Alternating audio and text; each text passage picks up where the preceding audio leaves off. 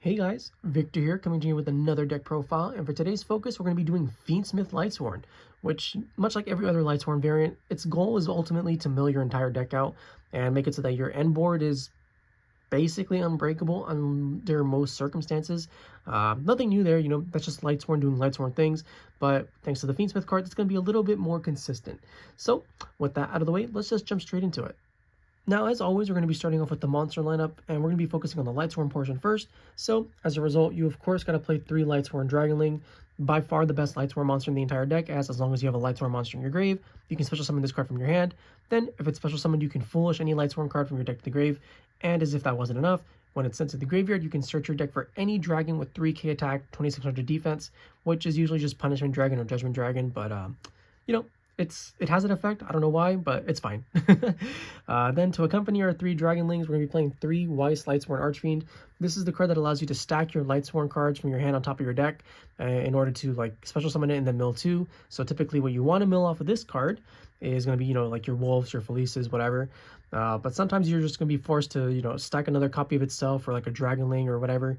And ultimately it's fine because we love our free summons, and when this card is sent from deck to grave, you're able to special summon any Lightsworn monster from your graveyard except itself. So, just a really phenomenal card. Next, to accompany our 3 Weisses, we're of course going to be playing 3 Wulf Lightsworn Beasts. Ideally, this is what you're going to be sending on top of your deck with your Weiss to get full value, because it's going to be a guaranteed rank 4 or Synchro 8 play, or even like a Link 2 play if you really want to go that route. It doesn't really matter. It's honestly up to you, what the board state looks like, what's in your hand, all different things that you need to consider. Point is, Wulf's not a brick, you got to play 3 of it. Then, to go with our 3 Wolves, we're going to be playing 2 Raiden Hand of the Lightsworn. I still really enjoy Raiden in this deck, just because you typically don't really use your normal summon for anything, so just having a free card that says normal summon this and then you can mill 2 cards for just no reason does get your engine going somewhat consistently, and it's just a nice card to have. Then for the final Lightsworn monster, we're just playing 1 Felis Lightsworn Archer. So this is probably going to be like the more controversial pick, because typically when you see like a pure Lightsworn deck, it's going to be like 3 Wulf and 3 Felis, right? But I just don't really enjoy Felis, especially because it's one of literally the only Lightsworn card that doesn't trigger off a charge of the Light Brigade. We don't count Raiden, but like of all the good ones, right? Weiss, Dragonling, Wulf, they all trigger off a charge of the Light Brigade, but Felis doesn't. And I feel like it's easy enough just to get tuners on the field anyways, right? We have our Raiden normal summon, we play some other cards that get them back from the graveyard in the banish zone, so we don't really need to play like as big of an emphasis on this. And of all the breaks that we play, this one is by far the worst to draw. It just feels terrible whenever you have it with you. Like, sure, you can stack it on top with Weiss, but yeah, I don't know. I feel like 1 is plenty for what you're trying to accomplish.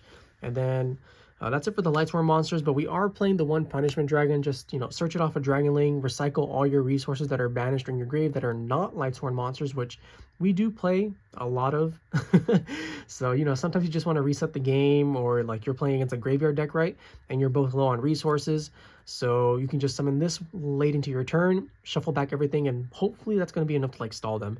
But compared to previous builds, this card really does not matter all that much, and it really shouldn't be the main focus. And in all honesty, you could 100% just cut this and the deck will still work perfectly fine. But I just wanted to include it just in case, And we don't play Judgment Dragon because it's even worse than Punishment Dragon, but yeah, whatever. And then that's it for the entire Lightsworn engine for the most part. Then for the Fiendsmith engine, we're just playing the 3 engravers and the 1 Lurrie. Engraver grabs tract, tract grabs Lurrie, you have full Fiendsmith combo, congrats. Then for the other monsters that we're playing in the deck, we are still playing a Bystial package, so we have the 3 Bystial Lubellions. So you discard it, you get to add any of your Bystials from your deck to your hand when it's on the field, which is honestly not that hard to do, just because of all the Bystial monsters. You're able to place a branded spell or trap from your deck face up onto your side of the field, and we're only going to be playing regain, spoiler alert, but that 1 regain goes really hard. Like, it does a lot of heavy lifting for what this deck is trying to accomplish, especially because it makes your board so resistant to board breaks. But I'm getting ahead of myself, right? Right now we should just be focusing on Bystial Lubellion, which, if you draw it, it adds any Bystial, and Bystials, which we do play, being the 1 magnamhut, the 1 Druiswurm, and the 1 Baldrake, are all level 6 monsters, so that means you can combo with your Fiendsmith cards a lot more easily, as they're both level 6s, and just having them as like general extenders is honestly pretty solid. But yeah, not much needs to be said. These cards are honestly pretty standard in most decks right now, just because they're that effective at dealing with Fiendsmith cards. Then for the one-ofs, we're still playing the one wyverburster and the one collapserpent. I just like having little extra extenders like these that you can pretty much just drop it or summon at the drop of a hat. And you know, with other cards that we do play, we do get a lot more value out of them instead of just activating their effects once to search each other and then never using them again. But like I said, really cute, really fun extenders that you don't have to play, but I just enjoy having them. Then we still play our shufflers, so we have the one Keldo and the one Mudora.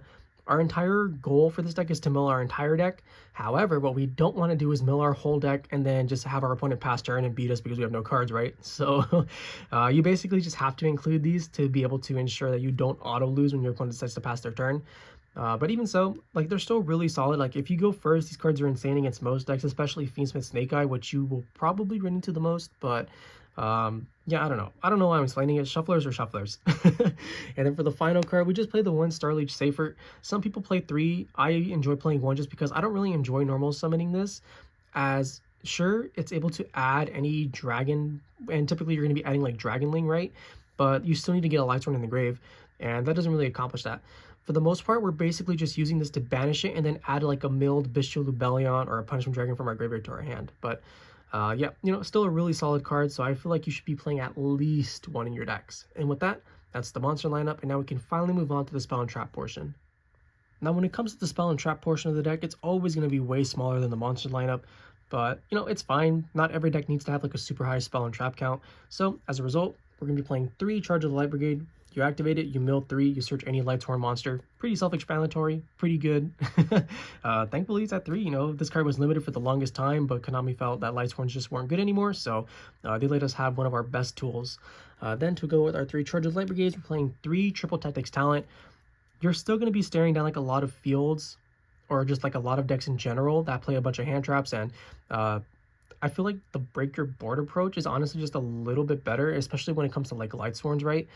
Just because you can't really fit any hand traps in unless you decide to go over 40, but then at that point, I don't know, like, I guess technically you could still mill your entire deck even if you go up to 60, but it's such a pain.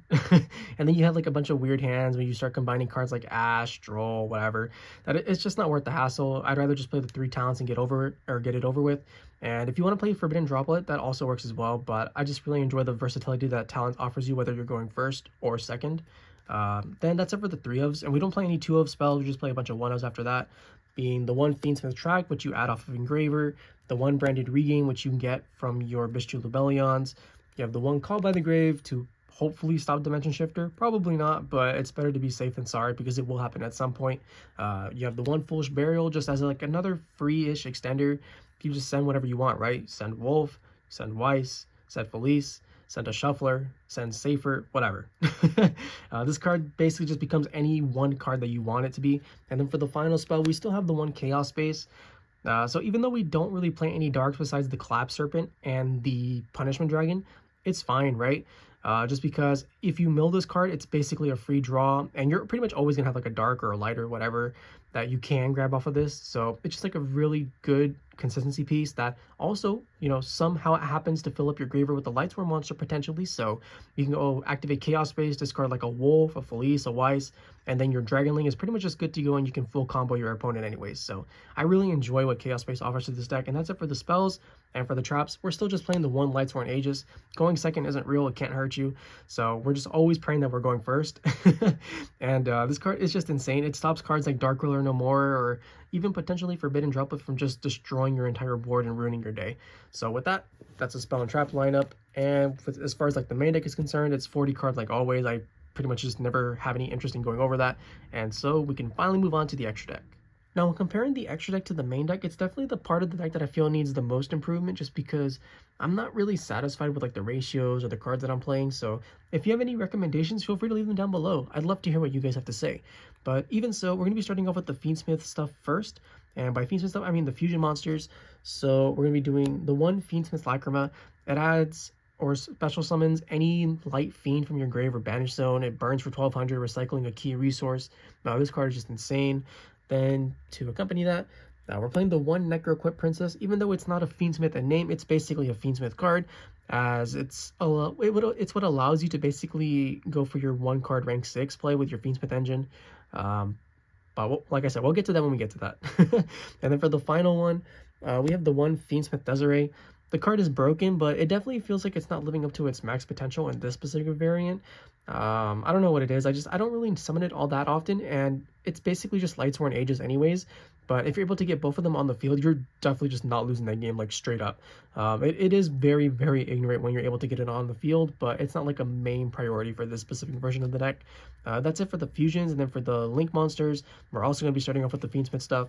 So you have the one Fiendsmith Requiem. It special summons engraver from your deck. And then you can equip your engraver with this, and then like I said, you go for your Necroquip, and then you go for your rank 6 play. You're playing the one Moon of the Closed Heaven, which is just any 2 monsters becomes this, and then it's literally just full Orcus combo all over again. And then for the final Fiendsmith Link monster, we have a Sequence, which is the one that allows you to fusion summon using materials from your graveyard to special summon a Fiend fusion monster. And you can either get for your Desirae or your Lacrima. Either way, it literally just provides you with free fodder while recycling your resources. And much like Requiem, you can equip any fusion monster with this. So if you equip with like your Desirae, right, you're going to be able to hit 2 negates instead of just 1, as opposed to like if you equipped it with like your Requiem. But yeah, these cards, they're just bonkers with what they can do. Then for the other link monsters, we're still playing the one IP Masquerena and the one SP Little Knight. You're always going to end on like a bunch of fodder no matter what you try to do with this deck, so having cards like this to just be able to thin the board out and still just completely stun out your opponent are just invaluable. The other link too that we play is still Hieratic Seal of the Heavenly Spheres. So this card is still honestly pretty insane, and we do play a bunch of dragons, right? We play all the Bystial monsters. You play Dragonling, Punishment Dragon, whatever. So it's not like it's the hardest thing to accomplish. It's just with the way that this version plays, because there's such a high emphasis on the Fiendsmith stuff, you're typically not going to end on this or make it unless your hand is honestly pretty mediocre. But if your hand is mediocre, this card is probably like one of the best cards to actually play to just help ensure that you can survive another turn and hopefully just beat your opponent, because you contributed during your opponent's turn to bounce any face-up card on the field back to the hand. And then if this card is attributed, you can special summon any dragon from your deck. And we have a bunch of dragons, like I said earlier, right? We have the Seyferts, we have the Dragonlings, and they all get their effects too. So yeah, this card is just phenomenal at helping bail you out of those unfortunate boards. And then for the final link monster, we of course have the one Appaloosa Bow of the Goddess. So if you do end up making Sequence, this is probably going to be the immediate follow-up, just because it's a free link too. You have a bunch of fodder. Appaloosa's broken for a reason. Maybe it'll get banned soon, who knows, hopefully, so that we can experiment with other stuff. But for now, Appaloosa is king or queen, whatever. That's it for the link monsters. Then we just play some synchro monsters. We're of course playing the one Minerva Synchro. You get to basically mill 2 when it's summoned for the most part every single time. Sometimes you mill 1 because it's just dependent on how many Lightsworn monsters you use to summon it, but it's typically always going to be 2, and then it's also a free mill 4. Then that's it for the level 8 synchros, and then for the other ones, we just play 2 level 10 synchros. So since we're playing the Bystials, you have to play the Dissipator. If you can't afford it, don't worry. It's only like around 15-ish bucks right now, but there is a reprint on the horizon, so it will become more accessible very soon. And this card is definitely worth what it's like, you know, it's definitely worth the amount that you pay for it, just because it is that good for the deck. This is pretty much always just going to be your go-to level 10 synchro monster, as it's able to basically stop your opponent's monsters' effects by destroying them or potentially negating their effects, and gets you back monsters from your banish zone, which is honestly really important, because thanks to cards like Minerva, we're pretty much always going to have some kind of tuner, whether it's Raiden, Weiss, Felis, whatever. So just being able to get those cards back and then continue to combo off is honestly just invaluable. But yeah, Dissipator, easily one of the only cards that I say you 100% have to run it every single Lightsworn variant, no matter what. Then for the final synchro monster, we're just playing the one Chengying, also another level 10 monster. Ideally, this would be like Chaos Angel instead, but Chengying honestly gets the job done, and there's a lot of situations where you're going to be making this instead just because you're going first, right? While Chaos Angel is a phenomenal card that's very easy to make, it's more for breaking boards as opposed to this, which can break a board and protect your board. So, you know, just really solid cards, and that's it for the synchro monsters. And then for the Exceeds, we're playing the Minerva, the Exalted Lightsworn, free mill 3, and then for every Lightsworn you mill, you get to draw a card. Pretty self-explanatory. And then for the final one, the most broken rank 6 of them all, it's not going to be Beatrice. It's actually Pilgrim Reaper. I know, bait and switch, right? You guys were all expecting Beatrice, but no. Compared to like Tear Element, this card or this deck doesn't really want to send one specific card. As I stated previously through the deck profile, right, you want to mill as many cards as possible, and something like Pilgrim Reaper pretty much just fits us entirely, or fits that bill entirely, just because you detach one, you mill 5, and you know, hopefully you just get full combo for that. And with that, that's the Fiendsmith Lightsworn deck profile. I hope you guys enjoyed it. If you did, please feel free to like, comment, subscribe, and I'll catch you guys next time. See ya!